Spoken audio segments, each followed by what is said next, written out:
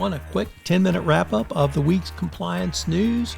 Well, this is the podcast for you, 10 for 10, where Tom Fox, the voice of compliance, wraps up 10 top compliance stories which occurred over the past week.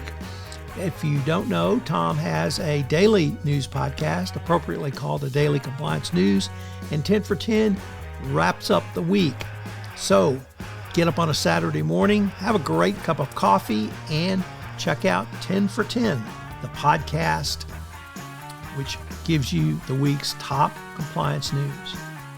Are you interested in upping your game in compliance through the use of AI and machine learning technology? Well, check out my latest book, Upping Your Game, How Compliance and Risk Management Move to 2030 and Beyond.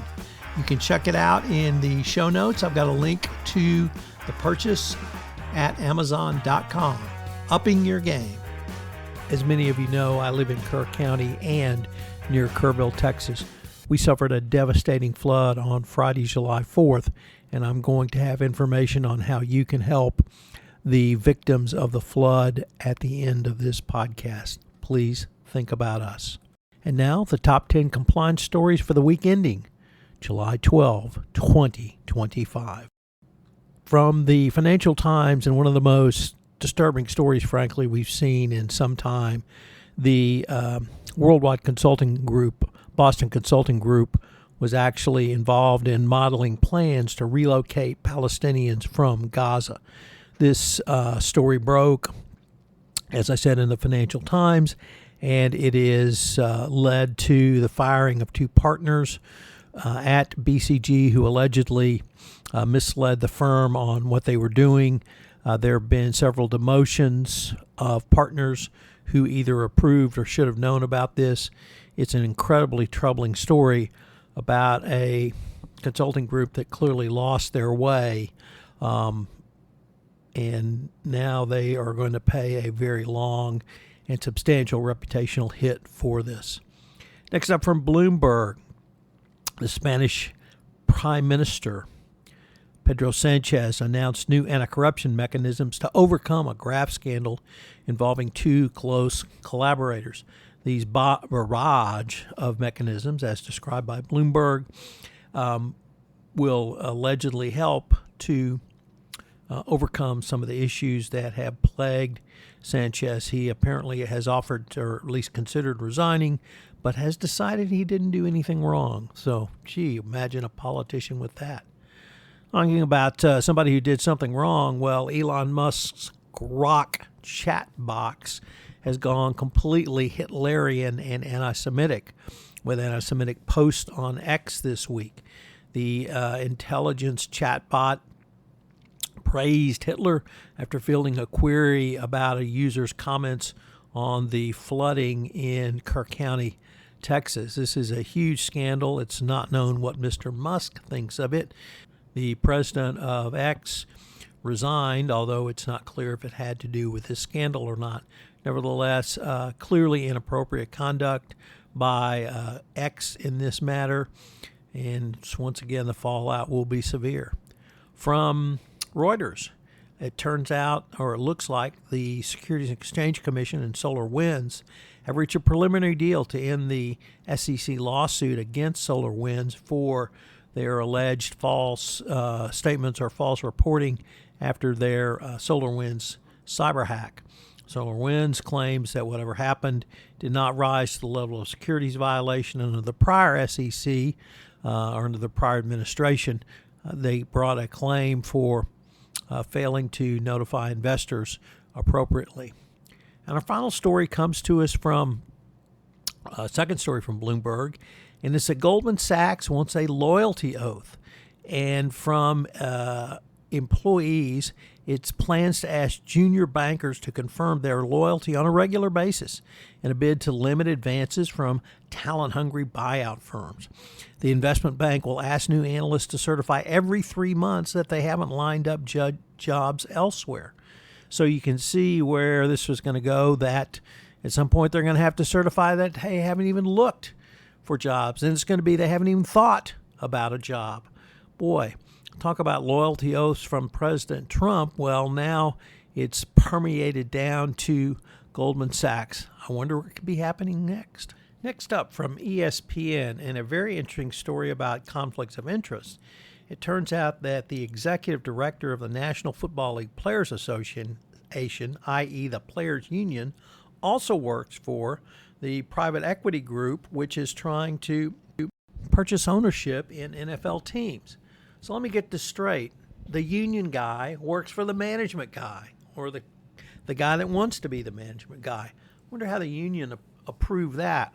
Well, it turns out, of course, that the executive director, one Lloyd Howell Jr., was the chief financial officer at Booz Allen when they had their massive FCPA scandal. You think that would have been a part of his job review or due diligence? Well, apparently not. So when the union guy works for the man, it's always problematic. Next up, Turkey has detained hundreds of opponents in pursuit of the octopus of corruption.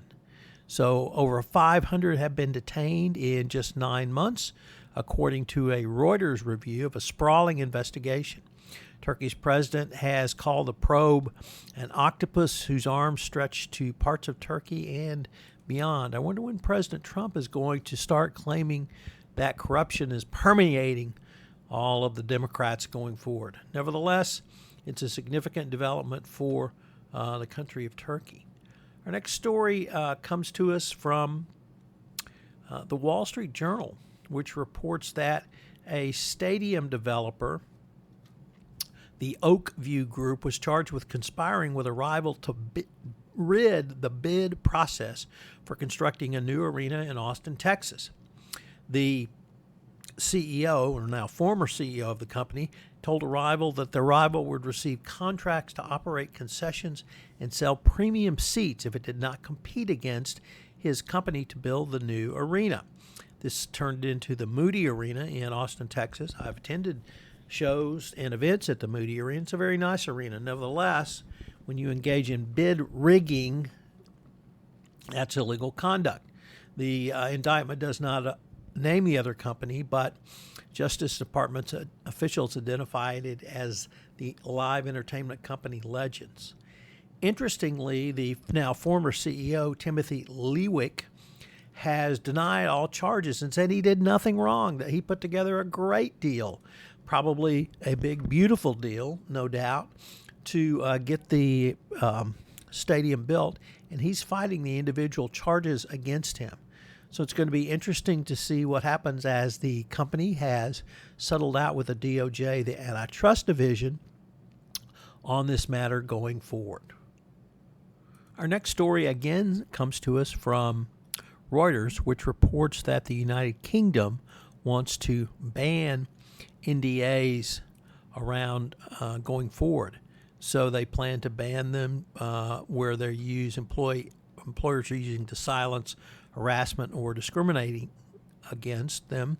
It's part of a broader bill to protect workers' rights. I can only say kudos to the UK government for moving to ban these, and at some point we have to hope that something similar to this will occur in the United States going forward. As I mentioned at the start of this podcast, I live in Kerr County, which sustained devastating floods on July 4th. I'm going to ask you to please consider a donation to the Hill Country Flood Relief Fund. I've listed it in the show notes. I know it's a little bit unusual to make this request, but I can't tell you the tragedy that has unfolded in my home county over the 4th of July weekend. Thank you for your consideration. And now, on to the Daily Compliance News. I'd also urge you to check out the Daily Compliance News, which posts every week from Monday to Friday, where I give 4 curated stories of bribery, corruption, and compliance events that will allow you to help you start your day as well. So check out the Daily Compliance News and subscribe or rate and review to both 10 for 10 and the Daily Compliance News.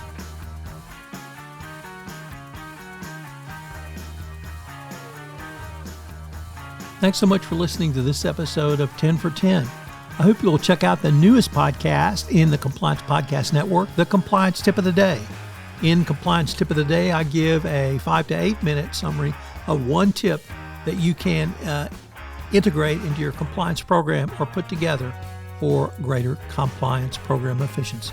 Finally, if you're a Sherlock Holmes fan, I am preparing a new season of Adventures in Compliance where I go through the 4 novels of Sherlock Holmes.